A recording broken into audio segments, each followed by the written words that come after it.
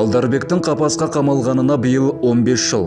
Ол күштіден еменіп, әлсізге үстемдік жүргізетін қылмыс әлемінің өкілі. Бірнеше жыл бұрын Алматыда екі қылмыстық топ тіресіп, тараптар тартысы адам ажалымен аяқталады. Сол кезде қызуғанды Қалдарбек бар кінәні өз арқалапты. Біріншіден, араласқан қоршаған орта дұрыс болмаған, қарайсың, анау былай жүрген, анау кезінде былай жүрген деген сияқты, режим алмас былай жүрген деген сияқты, сондай әңгімелер естігенде влияние түсіп қалғанбыз біздер. Сот үкімімен 20 жасар жігіт қатаң режимдегі колонияға 12 жыл 6 айға аттанды. Бірақ түрмедегі талапқа бағынбай, мерзіміне тағы жарты жыл қосып алады. Бұл аздай діни радикалдардың қармағына ілігеді. Оқшауланған топ Қалдарбектің қылмысын шатақ шариғатпен ақтап, абақты басшылығына қарсы айдап салады. Бұлар түрме аумағында дүрбелең ұйымдастыруды жоспарлапты. Мен жаңа екі падені неге бізге жамағатпен намаз оқымасқа дейді. Екіншіден, именно осы беспредел жасап жатқан начальник режимші сол тағут қой дейді. Енді тағут деген сөзді сіз сұрап аласыз, мен бірақ анық өзім айта алмай тұрғаным сол да, түсіндіңіз бе? Оны мен өзімді толком түсінбеймін. Тағуттан немесе жаңағыдай қалай айтса болады, Аллахтың заңымен шешіп отқан жоқ қой, оларды жаңағы былай жасайық, үстінен жазайық, отырғызайық да. Промка деген білесіз ғой да, жұмыс жасайтын жер бар, өз территория. Пышақ жасап шығару болмайды оның заңдары бойынша. Соны жасап шығарайық, соларды түсіріп алайық, соларды шақыртайық. Жабық мекемелердің, түзеу мекемелердің бір осал жері дейміз, жаңағы бір теріс ықпалы да сол. Деструктивтік, радикалдық көзқарасты жұқтырып алу өте оңай. Жаңағы деструктивтік діни ағымның қатарынан алып шығу үшін, оны дерадикализацияландыру үшін тек қана теологтың жұмысы жеткіліксіз, ол психологтың да жұмысы керек. Біздің Қостанай академиясының орталықта осындай психолог мамандарды дайындайды. Сондықтан бұл салада қазір жұмыс жүргізіліп жатыр. Жабық мекеме болған соң ол қоғамда көп көрсетіле бермейді. Терроризмді насихаттаған Қалдарбек мерзіміне тағы да мерзім жамап алды.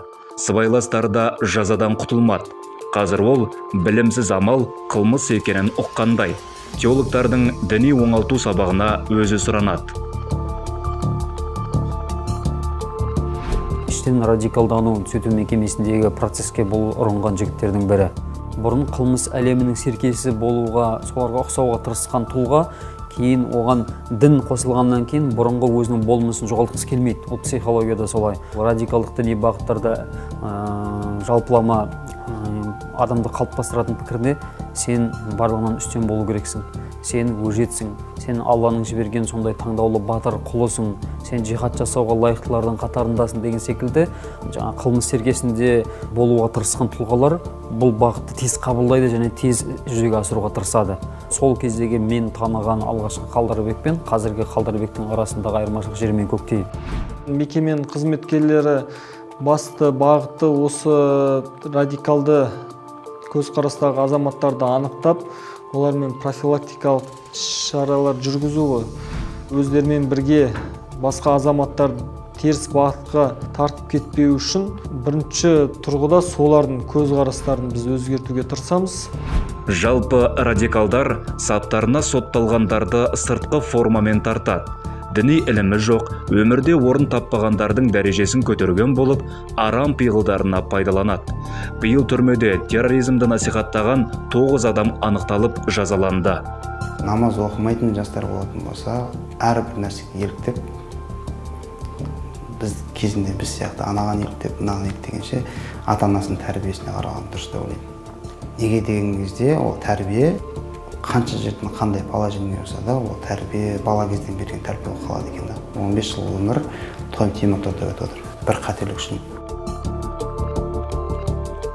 Егер де сондай бір қателік болмағанда деп кейде ойлайсың ғой, неге бұрылып кетпеді екен деп мысалы үшін, осынша уақыт темір торда өтпес пе еді деген сияқты. Қалдарбек қазір надандардан алыс, бірақ сөзіне сену де оңай емес.